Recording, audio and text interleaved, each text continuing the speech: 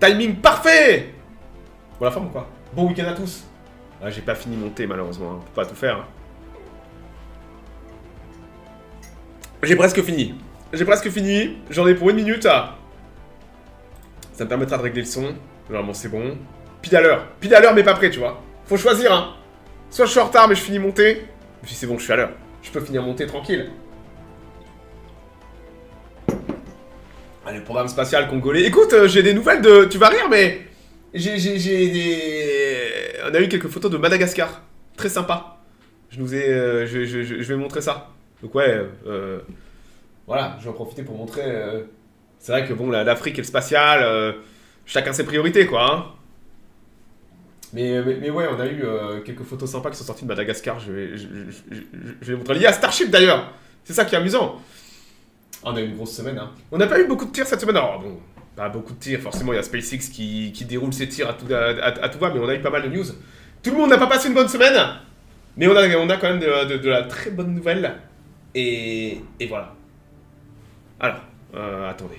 Je vais... On vous rappelle de Stockspace.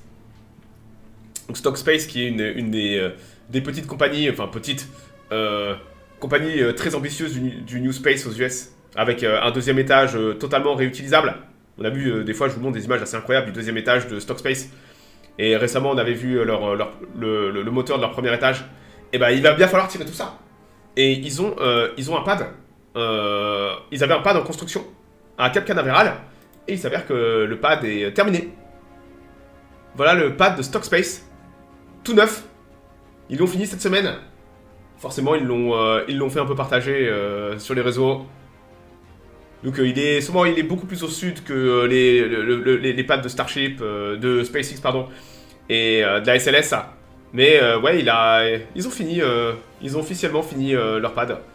C'est toujours un gros pas en avant. Rappelez-vous que perdre une fusée, c'est pas grave. Un pad, c'est emmerdant. Vous voyez, un pad, c'est souvent presque $1 milliard. Vous pouvez pas perdre un pad bêtement. Perdre une fusée, c'est pas grave, mais... Donc ouais, c'est toujours une très grosse étape d'avoir un pad opérationnel et fonctionnel. Donc ouais, Stock a officiellement fini son pad.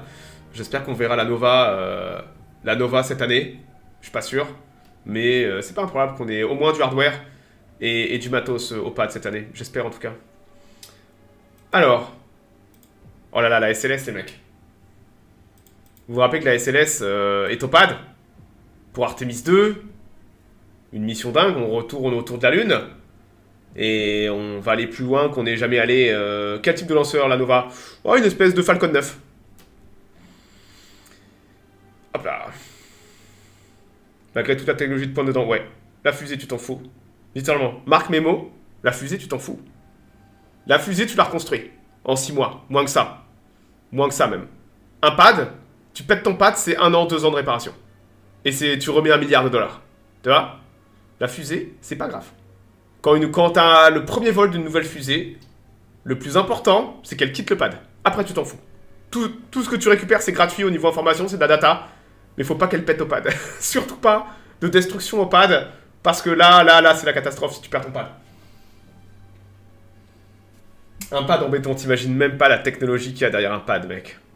T'imagines même pas à quel point un pad, c'est complexe. Le pad, tu sais, il met les ergols, c'est pas juste un pad, c'est une ferme orbitale. Tu charges des ergols à toute vitesse. Des zéros d'hier.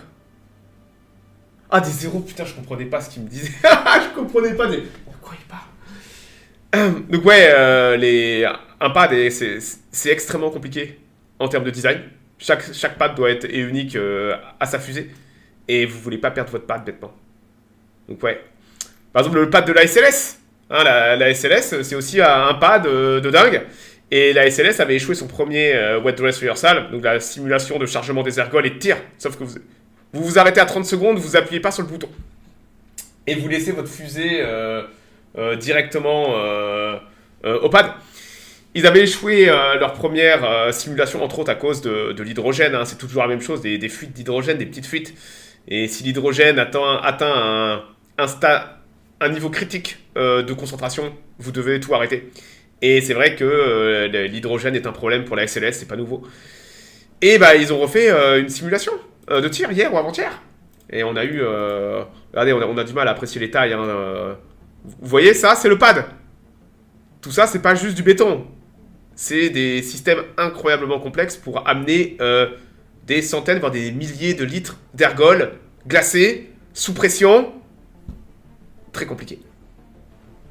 Donc ouais, vous aviez deuxième tentative, et bah figurez-vous que ça s'est bien passé. La NASA a dit ok, c'est bon. Ce qui veut dire que Artemis 2 est dans les starting blocks pour le 6-7 mars. Potentiellement, ça serait du heure française, du 2h du matin, heure française, le 7 mars. Et voilà. Donc ouais, mais il y a une différence entre l'utiliser comme carburant à des bagnoles et une fusée, tu vois. Les quantités ne sont pas les mêmes, tu vois. Qui dit grosse quantité dit grosse logistique derrière. Ta bagnole, tu mets l'hydrogène dans le réservoir et c'est finito. Là, il faut charger les milliers de litres d'ergol sur quelques heures. Et après, il faut tout enlever le jour et la nuit. Donc ouais, là, techniquement, écoutez, Artemis 2, ça va partir. C'était la dernière grosse étape. C'était valider une simulation de tir. Donc là, potentiellement, on sera là. Mais ouais, bah, ça sera tard, les mecs. Hein. Ça sera à 1h, 2h du mat. S'il y en a qui font rien, ça va valoir le coup d'œil. Hein. La SLS, c'est une fusée qui décolle, qui vole pas beaucoup. Un vol en 3 ans. Mais c'est la seule fusée lunaire sur Terre aujourd'hui opérationnelle. Donc c'est un sacré monstre. Et ça va décoller de nuit, donc on aura de la belle vue. Et puis on espère que ça va bien se passer, parce qu'il y aura des gens à bord. Il y aura 4 astronautes à bord. Et ouais, on va aller, ce sera le plus loin qu'on soit jamais allé des êtres humains. On va aller plus loin qu'Apollo 13 en termes d'orbite lunaire. Donc ça va être... c'est la mission, une très très grosse mission. Et ouais, on sera là et on suivra ça avec beaucoup d'attention. Donc ouais, bouclez votre 6 mars. Pour ceux qui peuvent se permettre, d'ailleurs regardez ça. Très belle photo. Oh c'est un Dragon Hunter 38 mois. Pas trop fan de la SLS. Personne n'est fan de la SLS, mais on a que ça pour le moment. C'est ça le truc, hein. Je suis le premier des détracteurs de la SLS. Mais, oui, elle est à 4 milliards le vol. Hein. Mais elle vole bien, pour le moment. Elle vole bien et on a que ça. Donc ouais, on peut être un détracteur comme moi, mais on a que ça. Donc on fait avec ce qu'on a, voilà. C'est quoi, ils vont aller sur la Lune? Artemis 3 ira sur la Lune, oui. Donc là, c'est Artemis 2, c'est la préparation de la mission Artemis 3. Donc c'est la première fois qu'on va renvoyer des gens autour de la Lune. Artemis 1, c'était pour tester le système, 100 personnes. Artemis 2, on envoie des gens. Artemis 3, on se pose. Voilà. Comment les astronautes reviennent sur Terre? Avec des palmes et des tubas. Un tuba. Puis ils pagaient très fort. Non. La capsule, bah, comme on fait toujours revenir des gens en capsule, donc tout en haut, t'as la capsule, et puis la capsule Orion, elle va revenir rentrer dans l'atmosphère et se poser, tout simplement. Classique, à la flotte.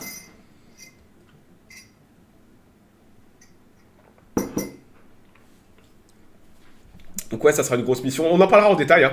Ah, les mecs, on en parlera en détail quand sûrement je ferai un gros live. Hein. Je ferai un gros live, une partie de la nuit. Mais on sera là et puis voilà. La fusée est plutôt là pour s'arracher de la Terre, absolument. Premier étage, vous avez les 2 gros boosters. Vous avez le premier étage chargé d'ergol et tout ça dégage très tôt. C'est ce qui va aller autour de la Lune, vous voyez, c'est ça. Et ce qui va rentrer après, c'est ça. Sans la pointe, d'accord?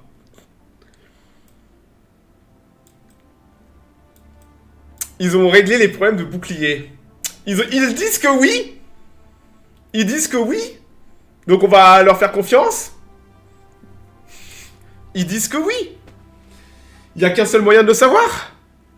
C'est de le tester. Il n'y a pas eu de soucis avec Orion. Si, ils ont eu des soucis de faillite. Le bouclier a été gravement endommagé à la réentrée. Ils ont dit qu'ils ont compris pourquoi. Et que les défauts ont été corrigés. Écoutez, il n'y a qu'une seule façon de le savoir, hein. Voilà. Incroyable la photo avec 3 différents pads. Ouais, regardez, là vous avez le pad de la SLS. Là vous avez... en fait les pads sont alignés, d'accord. La photo là, elle est pas modifiée. Vous avez le pad de la Falcon 9. Et on voit la gigantesque tour de Starship en construction derrière. La tour est construite, mais le pad est en construction. Donc là on a 3 pads sur une photo. 3 énormes pads. Hop là. Ce que tu as déjà abordé. J'ai dit que Stock Space avait fini son pad au Cape. Et là, je parlais que la SLS avait réussi son WDR et que le vol était prévu de Artemis 2, booké pour 6-7 mars. Voilà. Et tu sais, c'est la fin du programme? Non, c'est pas la fin du programme. Mais la SLS volera plus. La SLS ne volera plus jamais. Elle sera clouée au sol. Ce sera la fin de la SLS. Si la SLS, là, tu as un défaut et tue les astronautes, c'est la fin de la... Déjà, la SLS est sur la sellette, comprenez? La SLS est sur la sellette. Si elle a un problème majeur, c'est la fin du programme. Ce sera l'excuse parfaite pour totalement couper le programme. Et tout le monde sera content de se débarrasser de la SLS. Parce qu'elle coûte beaucoup trop cher par rapport à ce qu'elle rapporte. Voilà. Donc ouais, mais il y a trop de choses de lancer pour s'arrêter. Et il y a la Chine. Il y a la Chine derrière. Hein. Tu crois qu'on va s'arrêter pour 4 astronautes morts? Tu sais combien de personnes meurent sur les routes tous les ans? Est-ce qu'on arrête les voitures? Non mec, on s'arrêtera pas. Il n'y a pas d'arrêt possible. C'est full steam maintenant. Et si on perd des gens, on perd des gens. Les astronautes, ils connaissent les risques. C'est le programme Apollo, ils ont eu des drames aussi. Hein. Les mecs d'Apollo 1, ils sont morts brûlés vifs dans leur capsule. Hein. Brûlés vifs. Hein. On les entendait gueuler à la radio, les mecs. Hein. Pas joyeux. Hein. Ils ont pas arrêté le programme pour autant. Hein. Au contraire, ils ont appris. Hein. Ils ont appris, bah merde, on a peut-être un peu merdé sur ça, tu vois. Ouais, c'est un métier à risque. C'est un métier à risque. D'ailleurs, à propos de risque, vous vous rappelez de Starliner? Vous savez, là, c'était...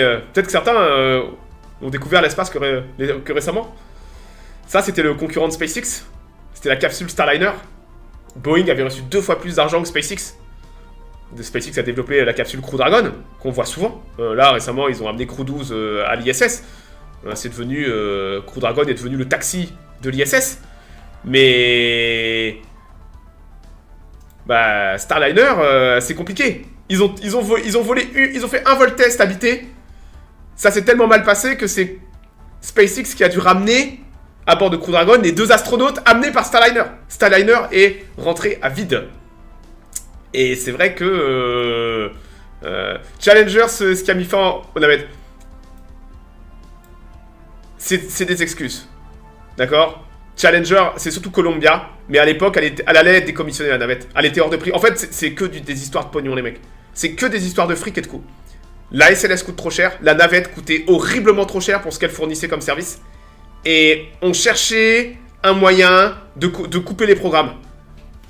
Des astronautes qui meurent, aussi terrible que c'est à dire, on n'éteint pas le programme par humanisme. On éteint le programme parce que c'est la parfaite excuse pour couper un programme trop cher. Et là, le public ne bronchera pas. Ni les politiques qui défendent le programme. Parce que généralement, les programmes sont défendus par des politiques pour des raisons de retombées industrielles et économiques dans leur district. Mais quand tu tues 5-6 personnes, eh ben là, tu peux pas dire « Ouais, mais nous, on veut garder des emplois ». Non, la décence te fait fermer ta gueule et c'est l'excuse pour fermer les programmes. Voilà. Donc, au final, on s'en fout un peu. Hein. Vu l'ambiance actuelle. La NASA et tout ça, c'est un autre monde qu'au faute. C'est les administrations, c'est toutes les administrations qui ont financé ça. Hein. C'est pas juste l'administration Trump. Hein. Attention, au syndrome de dérangement trumpien, les mecs. Hein. De voir Trump partout. Biden, Obama et compagnie ont financé tout ça aussi. C'est la continuité des choses. S'il y a un échec, il y a échec et on passe à autre chose et on avance. L'erreur est humaine. Donc ouais, à propos d'erreur, Starliner, Boeing, vous savez, c'était un contrat à coût fixe. Hein. Boeing avait reçu 2 fois plus d'argent que SpaceX. Et ça fait longtemps que l'argent donné par la NASA a été dépensé. Ils n'ont toujours pas fait d'argent. Et ils ont déjà mis 2 milliards de dollars, voire plus, de leur poche pour continuer le programme. En 2024, il y a eu les 2 astronautes qui étaient partis, revenus par SpaceX, ça avait fait scandale. Et depuis, c'était le silence radio. On avait un peu oublié Starliner. Vraiment, c'était passé un peu sous les radars, parce que y a de l'actualité, il y a de la news, mais on oublie que Starliner est toujours là, le programme n'a pas été annulé. Et cette semaine, nom d'une bite, on a bien rigolé, enfin pas tout le monde, puisque la NASA a rendu un énorme pavé, gigantesque dossier de plus de 300 pages, sur toutes les anomalies liées au vol. au vol habité de 2024, de l'été 2024, où au lieu de rester une semaine, ils étaient restés 6 mois à bord de l'ISS et étaient revenus avec Crew Dragon. Vous pouvez vous en douter, Boeing n'avait jamais communiqué là-dessus. On sait qu'il y avait eu des dysfonctionnements, d'accord? C'était trop gros. C'était trop gros. Tout le monde parle. Hein, il y a des gens, ils disent, oui, c'est possible de garder un secret avec des milliers de personnes, que dalle. On savait que derrière, il y avait des choses qui s'étaient mal passées au niveau technique, mais au niveau humain. Il y avait trop de rumeurs qui circulaient, rien d'officiel, toujours les rumeurs, vous savez, mais il n'y a pas de fumée sans feu. On va pas aller voir les 300 pages, d'accord, hein, mais pour ceux qui sont intéressés, ça se trouve, donc forcément, il y a des choses dedans qui sont considérées comme... regardez, vous voyez, vous allez avoir des choses qui sont mises en noir, comme pour l'affaire Epstein, vous voyez, le grand public a parfois pas été au courant de certaines choses. Qui sont trop techniques, ou parfois avec des gens et compagnie. Mais le rapport tire à balles réelles, d'accord? Et quand je dis à balles réelles, comprenez que la NASA, historiquement, et même dans l'histoire de la NASA et de la politique, la NASA est une entité politique, d'accord? Elle n'est pas militarisée, elle est politique, et elle dépend des politiques pour faire l'argent. Les politiques sont soutenues par des grands lobbies, que ce soit de l'armement, de l'aérospatial, Boeing, Northrop Grumman, ULA, vous avez systématiquement, historiquement, c'est les vaches sacrées de l'aérospatial. Vous pouvez pas taper dessus, d'accord? Même s'ils font de la merde, vous pouvez pas les attaquer publiquement, parce que c'est eux qui font élire les politiques, et la NASA a besoin des politiques pour avoir du budget, vous voyez? C'est un cercle vicieux. Ça a été comme ça pendant très longtemps. Vous pouviez pas dire à Boeing, écoute, ta putain de SLS là, t'as dépassé ton budget de 50%, on n'a toujours rien, qu'est-ce que tu branles, espèce de salopard? On va peut-être engager des poursuites pour vous faire cracher le pognon qu'on vous a donné, vous voyez? Vous pouviez pas dire ça. D'ailleurs, les administrateurs de la NASA, historiquement, les administrateurs sont des politiciens, d'accord? Astronautes souvent, ou proches du milieu, mais des politiciens. Et c'est vrai que là, on a Jared Isaacman, qui est le nouveau patron. Et Jared Isaacman n'est pas un politicien. Il a une certaine vision de l'espace, idée de l'espace. C'est totalement une cassure d'avoir ce personnage qui est un milliardaire. Pour parler simplement, je vais vous dire qu'il ne taille pas des pipes et ne cire pas de babouche. Et il ne pratique pas la langue de bois. Et il a envoyé une lettre un peu à tout le monde, à la NASA, et a fait aussi une conférence de presse après que le rapport soit sorti.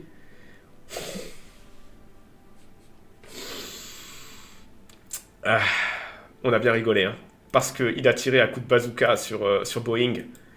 Et je vais pas vous sortir tout l'article de presse, d'accord? Vous pouvez trouver facilement le speech de Isaacman sur le sujet.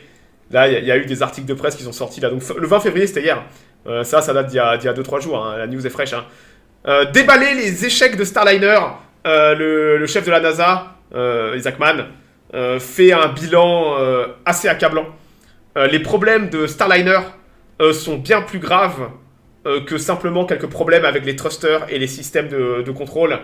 Cela faisait partie d'une culture brisée de la sécurité. Ça, c'est... Vous voyez, vous avez le mec de Boeing. Boeing n'était pas à la conférence de presse. Hein. Ils n'ont pas osé venir parce qu'ils savaient exactement ce qui allait sortir. Et Isaacman a tiré à balles réelles. Tout ça, c'est pour... ça touche Boeing, hein, d'accord? Et le management de Boeing. Starliner a des échecs, a des défauts majeurs au niveau de son design et de son ingénierie qui doivent être corrigés. Mais le pire et le plus troublant, le plus troublant problème, échec, révélé par l'investigation, n'est pas lié au hardware, dit justement Jared Isaacman. Il est lié à toutes les affaires liées au décisionnel et au leadership qui ont laissé proliférer une culture incompatible avec le vol habité. Pour ceux qui comprennent pas, il faut lire, il faut comprendre ce qu'il est en train de vous dire. Boeing, vous avez été incompétent au point de laisser passer des erreurs majeures sur votre vaisseau et c'est des erreurs humaines qui ont toléré cette culture de l'échec et c'est incompatible avec le fait de mettre des gens dedans parce que votre vaisseau est dangereux. On le sait tous, on le pense tous. Mais voir l'administrateur de la NASA mettre le bazooka dans le cul à Boeing et appuyer, on en rêvait tous depuis des années. Les problèmes ont culminé avec Starliner lors du vol de juin 2024. Donc c'est le vol, la tentative de vol habité. Ce qui avait commencé par un vol réussi a commencé avec des problèmes de thruster sur la capsule qui ont quasiment empêché les deux astronautes Sonny Williams et Butch Wilmore de s'amarrer avec l'ISS. La sévérité de ces problèmes qui ont été rendus publics plus tard par la NASA ont fait que Starliner est rentré à vide sans les deux astronautes en septembre, pendant que Williams et Wilmore restaient à l'ISS jusqu'à leur retour à bord d'une capsule Crew Dragon en mars 2025. La mission, elle devait durer une semaine. Ils sont restés juin, juillet, août, septembre, octobre, novembre. Non, attendez. Juin, juillet, août, septembre, octobre, novembre, décembre, janvier, février, mars. Ils sont restés 10 mois à bord de l'ISS. Ils devaient rester une semaine.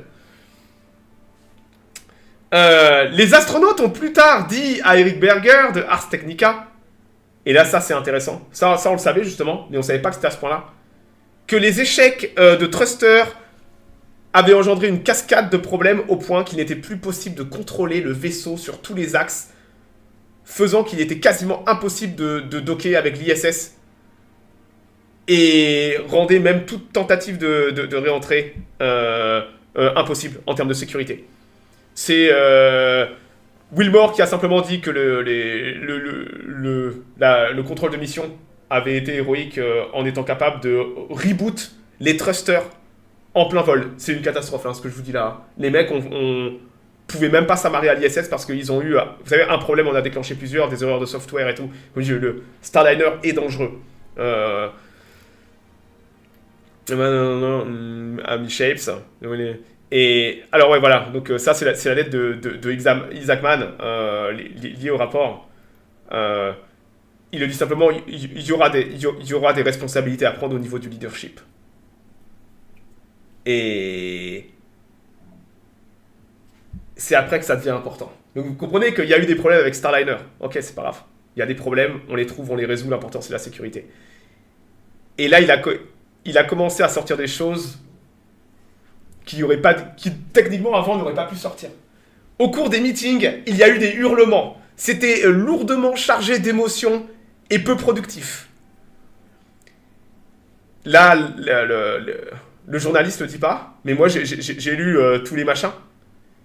Et Isaacman dit, il y a eu des comportements extrêmement peu professionnels de la part de certains parties du management, tant chez Boeing qu'à la NASA, dont le but était de protéger la réputation de Boeing et de Starliner en tant que programme, pour éviter les mecs de chez Boeing entre autres, n'avaient que pour souci de ramener Starliner avec les gens à bord, avec les astronautes à bord, sans tenir compte des problèmes de sécurité ni rien. C'est pour ça qu'il dit que la culture chez Boeing est aussi dangereuse que le vaisseau en fait. Que ça sorte. Généralement, la NASA, historiquement, aime bien laver son linge sale privé, vous voyez. Que ça sorte publiquement. Oh là là là là. Et ça, c'est un changement de mentalité à la NASA. C'est entre autres... je vous mets l'article hein, pour ceux qui sont intéressés. Je vous mets l'article. Et je vous mets aussi, si certains veulent voir comment c'est fait un rapport.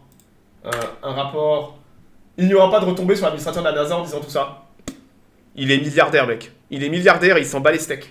Tu vas lui faire quoi? C'est littéralement Trump qui l'a mis là, entre autres, pour ça. Pour faire le ménage avec certaines choses. Et ça, c'est le rapport de la NASA de 300 pages sur Starliner. Peut-être que certains sont intéressés pour voir comment ça s'écrit un rapport comme ça et les informations qu'il y a là-dedans. Non, il n'y aura pas de problème, Isaacman. Isaacman, tu peux être sûr qu'il a posé ses conditions. Il a dit, ok, j'y vais pour faire ça, venez pas gueuler que c'est d'eux qu'on parle. Et il y a des têtes qui vont sauter. Chez Boeing. D'ailleurs, Boeing a simplement dit, ouais. Ils ont pas dit ouais.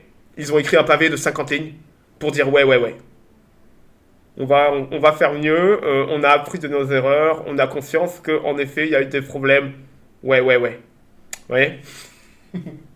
Donc ouais, Boeing n'a pas passé une bonne semaine du tout, d'accord? J'ai jamais vu ça, moi. Des fois, j'ai vu des administrateurs montrer les dents, mais c'était généralement devant le Congrès. Là, en conférence de presse, tiré comme ça à balles réelles. Et c'est bien. Il faut que les gens assument leurs erreurs. Et pour les faire assumer leurs erreurs, il faut les mettre dos au mur en leur disant « Vous avez merdé, il va falloir payer maintenant. » Et l'erreur est humaine, mais il faut aussi en assumer les conséquences. C'est valable pour le management de Boeing, c'est aussi valable pour vous ou pour moi, IRL, ouais. Il faut assumer les mecs, hein. On est des adultes, hein. Donc là Boeing, personnellement, je pense que Starliner, c'est finito. C'est que mon avis. Mais je pense que Starliner, l'ISS sera décommissionné pour 2030. Et je pense que l'ISS, c'est fini. L'ISS, c'est fini, d'accord, mais Starliner, enfin, le programme aurait dû voler depuis bien longtemps maintenant. Et Starliner était là pour l'ISS. Ils vont le garder sous perfusion pour faire genre. Et ils vont le virer d'ici 1 ou 2 ans peut-être et dire ok c'est bon on arrête. Boeing n'aura pas été capable de faire voler une capsule. Un terrible aveu d'échec. Il y a un programme pour les A. Je sais pas, je m'en fous. Et on fera quoi avec on fera quoi avec notre capsule? S'il n'y a pas d'ISS. Si l'ISS, elle va être décommissionnée l'ISS. Elle est bien plus proche de la fin que du début. Et on fera quoi avec une capsule? Les A. On ira où? On n'a pas de station spatiale. On n'a pas de station spatiale. Enfin, pour faire une capsule, il faut aller quelque part. Non, je pense pas que SpaceX soit intéressé pour avoir une base en orbite. Même si techniquement, Starship serait parfait pour ça. Mais je suis pas sûr que ce soit ce qui intéresse SpaceX. Donc ouais, une semaine compliquée hein, pour Starliner. Très compliqué. Hein. Des bonnes nouvelles maintenant. Regardez, ça c'est la charge utile de la prochaine New Glenn AST Mobile. Donc ils ont sûrement un très très gros satellite là-dedans. Et on sait que la New Glenn avait fait un deuxième vol exceptionnel. Mise en orbite, récupération du booster. Ils avaient tout ramené. Un énorme succès, on avait vu ça en live. Et c'est vrai que on sait que le deuxième vol était prévu pour février. Et là, ça a été confirmé par Dave Limp, donc, qui est le CEO de Blue Origin, que ça y est, tout est prêt. Donc là, ils ont mis la coiffe. C'est une des plus grosses coiffes du business, ça, ce que vous avez là. La coiffe de la New Glenn est absolument gigantesque. On a du mal parfois à apprécier la taille. Regardez les coiffes. La coiffe de la New Glenn est énorme. Je me demande si c'est pas la coiffe la plus grosse du business, justement. La coiffe de la New Glenn. Regardez un peu le monstre. Donc là, il y a le satellite dedans. Ça a été préparé et Dave Limp a confirmé que ce serait le même booster qui va revoler. Donc ça serait très impressionnant qu'ils arrivent à refaire voler le booster et peut-être qu'ils le récupèrent. Preuve qu'il n'y a pas que SpaceX qui est capable de le faire. Et c'est des bonnes nouvelles, c'est des très très bonnes nouvelles pour l'industrie en général de voir que il n'y a pas que SpaceX qui arrive à tirer et récupérer le merdier. Surtout que la New Glenn est une très très grosse fusée, plus grosse que la Falcon 9. Donc ouais, très impressionnant de voir Blue Origin être capable déjà de réutiliser son booster. Ce qui veut dire que on tombe sous les lois de la réutilisation. C'est qu'en même temps, ils sont en train de construire des boosters et des moteurs, mais ils commencent déjà à récupérer leurs boosters. Peut-être que cette année, ils vont être capables de doubler, tripler leurs tirs. Puis après, ça va être exponentiel. Plus il y a des boosters qui vont arriver, plus ils vont en récupérer. À un moment, ils auront trop de boosters. Parce qu'ils ont un seul bateau, un bateau barge. Ils ont un pad, un seul bateau barge. Et à un moment, ils auront trop de boosters. Et ils vont vite atteindre leur limitation technique. Mais déjà, s'ils arrivent à tirer une fois par mois, ce serait bien. Mais je pense qu'ils sont capables de tirer peut-être une fois par semaine. Avec un pad. Ouais, une fois par semaine peut-être. La New Glenn, ce serait très impressionnant. Mais ils ont beaucoup de tirs à honorer. Entre autres, des grosses commandes avec Amazon et tout ça. Sûrement des plans d'investissement pour un second bateau et pad. J'ai rien lu dessus. Un bateau, c'est pas un problème. Mais un pad, Blue Origin n'a qu'un seul pad à Cap Canaveral. Tu peux pas juste construire un pad d'un claquement de doigts comme ça. Un pad, comme je dis, c'est 1 milliard, voire plus pour peut-être la New Glenn. C'est 1 milliard de dollars. C'est très compliqué d'obtenir un pad. Alloué chez les copains, c'est pas si simple. C'est beaucoup plus compliqué que ça. Et j'ai rien lu sur le fait que Blue Origin voulait étendre son activité à un deuxième pad. Pour le moment, ça veut pas dire que ça va pas se faire. Mais j'ai rien lu sur le sujet. D'ailleurs, à propos de réutilisation, comme dit, j'ai pas vu tant que ça de tir. Hop. Alors, on va passer à la minute SpaceX maintenant. Ils continuent de tirer à un rythme effréné. Ils ont tiré encore tout à l'heure. Ce matin, là, je regardais, hop, j'arrive, tir de Vandenberg. Je veux dire, la cadence de tir de SpaceX dépasse l'entendement, quoi. Là, ils avaient tiré le 29 janvier, 30 janvier, 2 février, 7 février, 11 février, 13 février, 15 février, 16 février, 20 février. Et là, c'est déjà en retard. Ils ont tiré tout à l'heure B1063 de Vandenberg, 21 février. Et demain, ils vont tirer B1067, les mecs. Le retour de B1067, ça va être sa 33e mission. C'est le vétéran de la flotte, B1067. C'est le plus vieux booster de SpaceX. Et il va faire son 33e vol. Ouais, la récupération, il a fait 33 missions. C'est sûrement ce que va faire Ariane Espace en 3 ans avec Ariane 6. Dans ces eaux-là. Peut-être un petit peu plus, si tout se passe bien. Mais ouais, ils vont retirer B1067 pour la 33e fois. C'est totalement dingue. Donc, et ils font ça avec 2 pads. C'est ça le truc de fou, c'est qu'ils ont un pad à l'arrêt à Cap Canaveral. Ils font ça avec 2 pads. Ils font ça depuis SLC-40 et Vandenberg en Californie. Juste 2 pads. Et ils arrivent à avoir une cadence totalement effrénée de 1 tir tous les 3 jours, en moyenne. Juste avec 2 pads. C'est fou. Mais ouais, là ils sont à pleine cadence. Hein. Ça envoie. Hein. Hop là. Et j'espérais voir S39 aller au pad. Mais S39 n'est pas allé au pad. Aller pour Starship. S39 allait amasser, malheureusement, on n'a pas eu de nouvelles de S39 cette semaine, c'est terrible. On se ronge le frein en attendant, mais putain, amenez-nous S39 amassé pour faire ses essais cryo, mais pas de nouvelles. Pas de nouvelles. Pendant ce temps, c'est toujours la course des gigabits, on va aller voir de l'infrastructure, hein, parce que c'est toujours chouette. Ça construit tellement vite à Starbase. Ah oui, d'ailleurs, regardez, ça, vous vous rappelez de l'extension? Ça c'était pris la semaine dernière. Vous voyez? La nouvelle extension qu'ils ont le droit de construire. Sur la toute nouvelle parcelle, là, on voit bien la...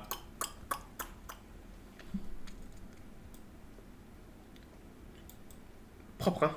Hop là. Eh ben, regardez, ça, c'était... Cette semaine.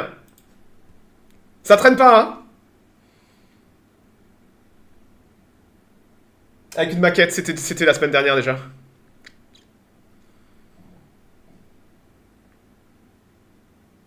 Ça traîne pas, hein. Donc là, ils sont déjà en train de combler tout le merdier, d'amener de la terre. C'est parti, boum. Totalement dingue. Avec le pad B derrière.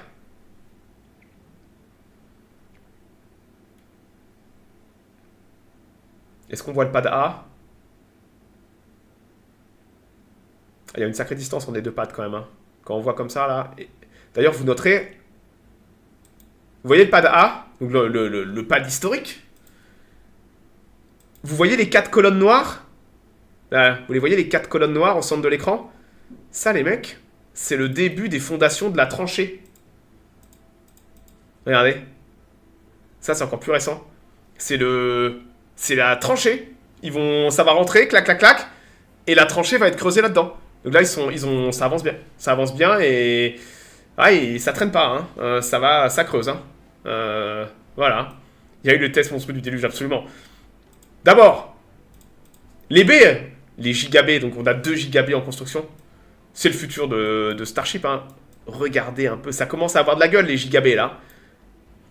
Vous avez vu la taille des... on les a même vu couler du béton au 2e étage de la gigabit. Genre, il était en pleine nuit.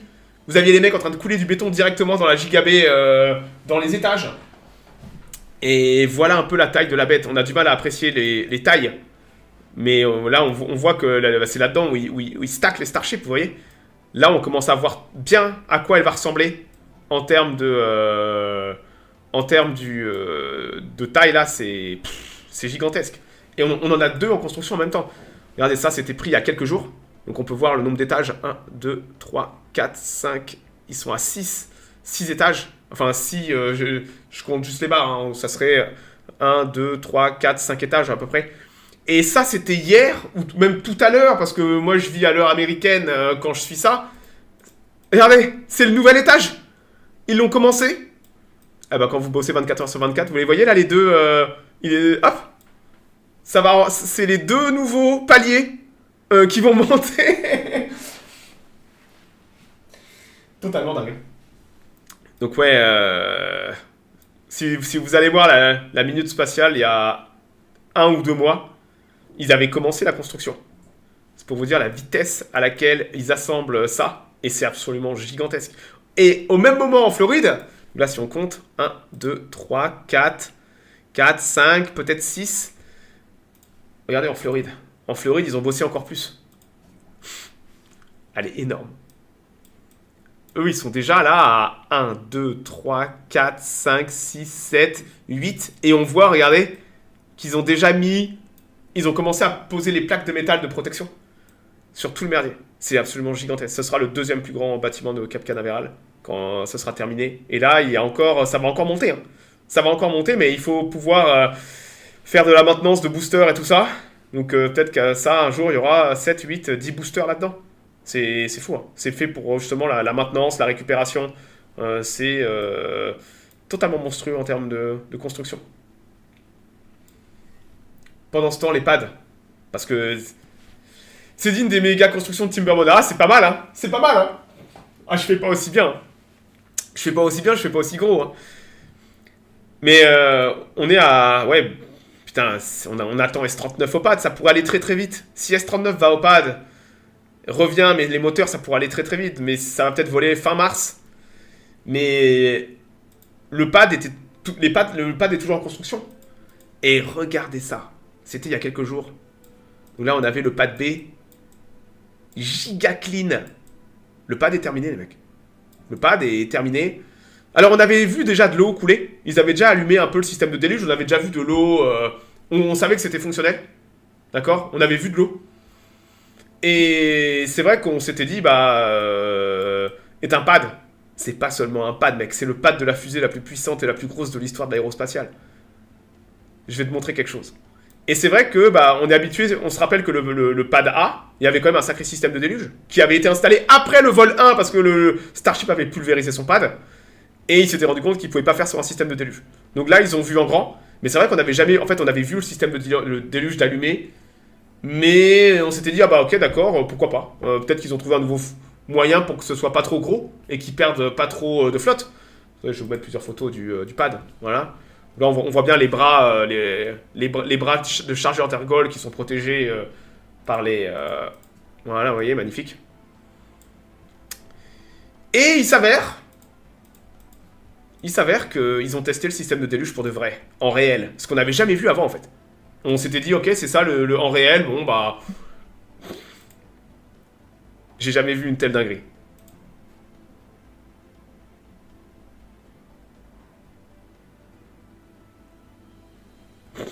Regardez un peu le merdier. C'est gigantesque, vous voyez un peu Vous avez devant les véhicules, là.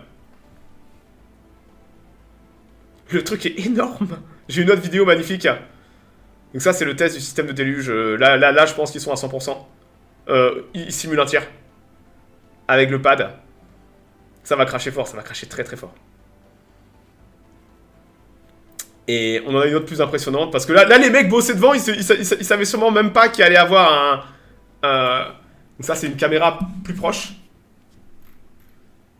Un plat. Regardez le mec avec son rouleau compresseur. Oh, regardez, ils ont allumé la piscine. C'est mignon, hein. Et d'un coup, là, les mecs ont mis la pression. Bam. Regardez, le mec s'est arrêté, il a regardé. Ah ouais, quand même. Ah ouais, quand même. Très impressionnant.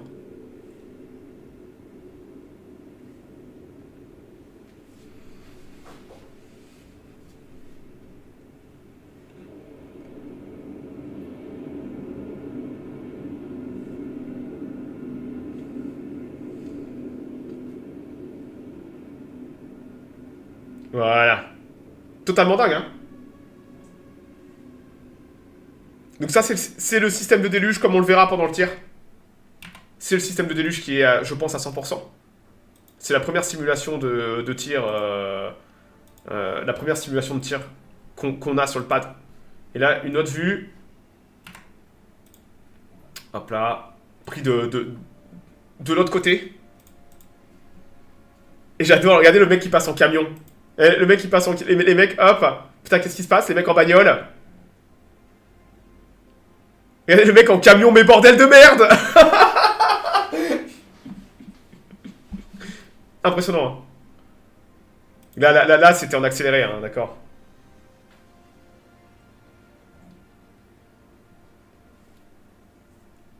Totalement dingue. Donc ouais, le pad, je pense que le pad est prêt. Moi, je pense que le pad est prêt. Et s'ils n'avaient pas explosé B18 au pad, il aurait fallu que ce soit prêt maintenant, en effet. Donc ouais, les équipes du pad ont fait un boulot incroyable. D'ailleurs, on voit qu'il y a toutes les plaques de blindage. Vous les voyez, les plaques de blindage sur la tour? Ils ont mis une chier de plaques de blindage déjà d'installer. Et l'eau, elle vient d'où? Ils ont des réserves? Ouais, ils ont des réserves. Ils ont des énormes citernes juste pour ça, en fait. Il y a des... là, il faut une pression de dingue pour envoyer ça. Hein. Il faut une pression de malade. Et l'eau est potable, hein. L'eau est pure. Et ouais, j'avais un mec justement qui parlait de design. Et il disait que c'était un design de malade qu'ils avaient fait parce que... C'est pas juste de l'eau qui est balancée, quoi. C'est certaines zones très spécifiques qui sont arrosées avec une certaine pression pour casser... Parce qu'ils ont tellement récupéré de data sur les autres Starship que désormais ils ont été capables de faire un design extrêmement clean par rapport à la puissance des moteurs. Et le design là est totalement dingue. Quand on voit l'évolution en quelques années, ils ont totalement changé leur fusil d'épaule en termes de protection. Donc ouais, très impressionnant de voir ça, de voir le merdier à pleine puissance là. C'est propre, hein. Très très propre. Hein. Donc ouais, on a hâte de voir... Écoutez, il y a un monde où d'ici une semaine, 2 semaines, on aura peut-être B19 là-dessus. B19 qui va venir faire son feu statique. La semaine prochaine, je pense pas. Mais 2 semaines, ouais, je pense que dans 2 semaines, on aura un booster là-dessus. Et ils vont tester pour la première fois tout le système. Donc c'est parfait, ils vont faire un feu statique. En même temps, ils vont tester le chargement des ergols, voir si tout fonctionne bien. Ça va être le crash test de faire un feu statique et en même temps de tester le pad, tout système de déluge et tout ça. Donc ça va être, ouais, très impressionnant. C'est plus la dalle de béton du premier vol. Ah non, mais ils se sont rendus compte que leur design... Je suis déjà surpris que c'est tenu 12 vols, 11 vols. Mine de rien, putain, le pad était solide, hein. 11 vols, système de déluge, ça fonctionnait bien, mais pas assez bien pour faire un vol par semaine, par exemple. Là, le but de ce design, c'est de réussir à faire un vol par semaine. Et si à chaque fois tu casses ton pad, il faut réparer le pad. Et tu peux pas... C'est déjà incroyable, par exemple, avec les Falcon 9. Vous avez vu, les Falcon 9 volent tous les 2-3 jours du même pad. C'est un effort totalement dingue de faire en sorte que le pad soit pas endommagé par la fusée. Les fusées endommagent leur pad, tellement elles sont puissantes. Et c'est vrai que c'est un challenge logistique et technique d'être capable de remettre en état un pad en quelques jours pour retirer. Et là, on parle de Starship, quoi. C'est pas une fusée Electron, c'est pas un micro-lanceur. On n'a jamais fait un truc aussi puissant, quoi. Et ben, il faut avoir un pad adéquat. Et c'est vrai que là, on a le nouveau design pour essayer de faire voler Starship une fois par semaine. Celui-ci ne pètera jamais. Tout peut péter, mec. Ou alors, le booster peut louper son atterrissage. Le software fuck. Et bam, ça tape dedans en pleine balle. Un pad, il peut toujours être détruit. Toujours. La tour aussi, mais tu veux pas penser à ça. C'est rarissime que les fusils explosent au pad. C'est très très rare. D'ailleurs, à propos de... quelqu'un me parlait de la troposphère et du programme spatial congolais. Regardez, ça a été pris à Madagascar. Hop là. Regardez les boys à Madagascar. Vous voyez? Vous savez ce que c'est, ça? C'est une pièce que certains, moi en tout cas, j'ai déjà vue. Et... ouais, ça... Ah, c'est une belle prise, hein. B13. Non. On pense que c'est S35 en mai 2025. Un peu moins d'1 an. Vous voyez? Regardez. C'est tout ce qu'il y a au-dessus du Starship. Vous voyez? Tout en haut, c'est le réservoir, le réservoir le plus haut. Et on pense que c'est... Regardez. C'est totalement ça. S35 s'était posé dans l'océan Indien, avait basculé, avait explosé, mais proprement. On pensait que tout avait coulé. Il s'avère que lui, le Tchad, là, le morceau, a flotté sur des milliers de kilomètres, sans couler, et il est arrivé à Madagascar, le morceau entier. Écoutez, on va voir, peut-être que SpaceX va leur passer un coup de téléphone et leur filer du pognon pour récupérer la pièce. Généralement, SpaceX aime bien récupérer ses propriétés. Et le machin, sacrément résilient. Hein. Rappelez-vous, c'est allé à 200 km d'altitude, à 30 000 km par heure. Ça a fait une réentrée. Ça a fait une réentrée dans l'atmosphère. Ça s'est posé. C'est tombé à l'horizontale, ça a explosé. Le machin, il a pas un pet. SpaceX, ils construisent solidement leur Starship. Hein. On peut dire ce qu'on veut, mais... Ouais, mec, c'est un bout de ferraille. Hein. C'est un réservoir avec un bout de ferraille. Hein. C'est littéralement un réservoir avec un bout de ferraille. Y'a rien là. C'est de la ferraille, mec. C'est de la ferraille, hein. Les Chinois, ils s'en battent les couilles de ça, hein. C'est un réservoir. Mais voilà l'engin. Donc ouais, ça a fait la une belle. Putain, ça a circulé, hein. Comme dit, ça a fait des milliers de kilomètres. Ça a fait des milliers de kilomètres sur la mer, sur l'océan Indien. Et ça rappelle aussi que les courants dans l'océan Indien, du large de l'Australie jusqu'à Madagascar, vous avez des courants qui vous amènent. D'ailleurs, je crois que les Malgaches sont à la base ne viennent pas d'Afrique, mais viennent d'Indonésie et de tout ce coin-là, justement avec les courants marins. Donc voilà, impressionnant. Donc on a du mal à croire que ça c'est le dessus de Starship. Comme dit, on n'apprécie jamais on n'apprécie jamais à sa juste valeur la taille de Starship. Et ça c'est juste le haut du ship en fait. C'est vraiment juste le haut du ship de tout ce qu'il y a en haut. C'est le dôme tout en haut. Et mater un peu le monstre que c'est en termes de taille. Pas mal. Ok, voilà pour les news. Je crois que j'ai dit... Attends, je regarde si j'ai rien oublié. JKB, non, parfait. Donc ouais, quoi qu'il arrive, début mars, hein, c'est 7 mars. Artemis 2, on sera là en live. Hors de question que je loupe ça. La SLS vole tellement rarement qu'il faut faire ça en live pour l'avoir décollé. Et sinon, j'espère que la semaine prochaine, on aura des news. Tu as vu la news du directeur à Plasma Russe? Ouais, mais c'est du Vasimir. C'est une technologie qui existe depuis déjà longtemps.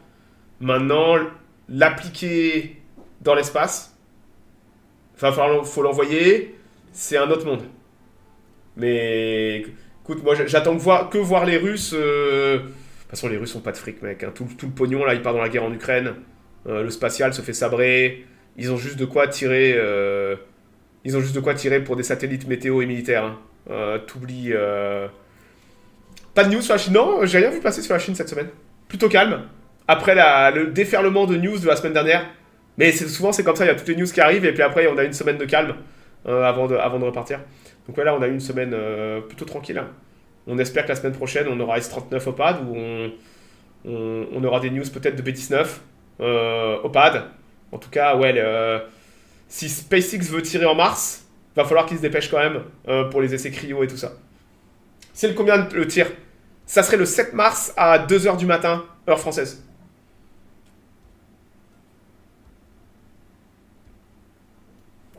Ouais. 2h19, je crois. Quelque chose comme ça. Ça ferait du 1h19 chez moi. Des sections de S40 sont en train de... Ouais, oui, attendez. Vous voulez voir où on en est en termes de construction? Bah ouais, parce que pendant que SpaceX ne tire pas, il continue de bosser, vous voyez. Donc là, on a S39. Vous voyez, S39 dont on attend qu'il aille faire ses essais cryo. Mais il y va pas, l'animal. Pour des raisons que j'ignore. Mais vous avez pendant ce temps S40 qui est en train d'être stacké. S41 qui est en train d'être stacké. S42, S43, S44 qui, on pense, eux, seraient possiblement liés à des dépôts orbitaux d'Ergol. Et S45. Et on a même des pièces pour S46, S47, S48. C'est des malades. D'accord? C'est des malades. C'est des malades. Et avec les boosters, pareil, B19 a fait ses essais cryo. On attend le feu statique. Et en même temps, ils ont commencé à stacker B20. Donc ça serait pour le vol 13. Et on a vu des premières pièces pour B21. Donc on voit qu'ils sont beaucoup plus avancés dans les chips que dans les boosters. Un satellite en bois. Je crois que le bois a déjà été testé récemment en orbite. Le bois a certaines particularités intéressantes. Et il a été testé en orbite récemment, je sais plus par qui, où ils avaient justement amené du bois en termes d'enveloppe pour récupérer de la data sur le sujet. Le fait qu'aujourd'hui ça coûte plus trop cher d'envoyer des trucs dans l'espace fait qu'on peut expérimenter des trucs à la con, des trucs de dingue et tout ça, qu'on n'aurait peut-être pas pu faire avant vu le prix du kilogramme dans l'espace. Comme je dis, on vit une époque assez incroyable où l'accès à l'espace n'est plus trop compliqué pour des grosses entités qui ont un peu de pognon, là où avant ça coûtait une blinde d'aller mettre 1 kilo. Aujourd'hui, les prix sont vraiment tombés moins chers. Avec un peu de pognon, n'importe qui peut, avec quelques millions de dollars, peut aller mettre en orbite un CubeSat pour tester des choses, ou même une université. Hein. Une université, ils ont un peu d'argent, ou ils font une levée de fonds, ou vous avez des universités qui ont des programmes où ils vont mettre un satellite en orbite fait par des étudiants et tout. Ce qui est génial. Hein. Vous imaginez, vous êtes étudiant et vous envoyez un truc dans l'espace. Totalement dingue. Bon, écoutez, je m'arrête là. Rendez-vous semaine prochaine. Alors, attendez, la semaine prochaine, on sera donc la semaine prochaine le 28. Et en effet, la SLS devrait décoller un samedi matin à 2h du mat. Vous voyez Ville Coyote, je pourrais te mettre en orbite, hein. Toi, tu tournerais sans fin, là, hein. Donc, ouais, ça serait normalement un samedi matin à 2h. Ouais, mais le problème, putain, j'ai ma minute spatiale après l'après-midi. Ouais, bah écoute, il y aura des news. On regardera le vol, hein. Voilà, hein. Donc ouais, samedi matin à 2h du matin, on aura la SLS. Et à 13h, je ferai ma minute spatiale. Ou peut-être que je la ferai le soir. On verra. Et on aura de la news d'ici là. Et sûrement des photos, des vidéos et tout ça. La SLS, c'est impressionnant à avoir décollé quand même. C'est un sacré monstre. Et on verra bien. Ou alors, le vol sera annulé. Ça peut arriver. La météo, problème technique. Il y a des gens à bord, ils prendront aucun risque. Je pense qu'il y a peut-être plus de chances que ce soit décalé que ça parte. Donc on verra bien. Voilà. Je m'arrête là les mecs. Ce soir Dorvignon, demain, je ferai un peu de Warcraft 3, je continuerai la campagne. Et en soirée, Warlog, premier épisode de Logistique de guerre, Warlog. Et on ira causer un peu logistique. Logistique. Je sortirai un petit schéma, on dessinera. Je vous ai jamais montré mes talents de dessinateur sur Paint. Et je vous ferai du dessin sur Paint pour vous expliquer la logistique. Et vous allez voir, il y a du talent. Un talent caché de Pépé. Non, je déconne, ça sera horrible, mais l'important c'est de comprendre. Bon, je m'arrête là les mecs. Passez un bon week-end. Bonne journée à vous, peut-être à soir ou dans les prochains jours. Et pour ceux qui sont là, rendez-vous pour le spatial, rendez-vous la semaine prochaine.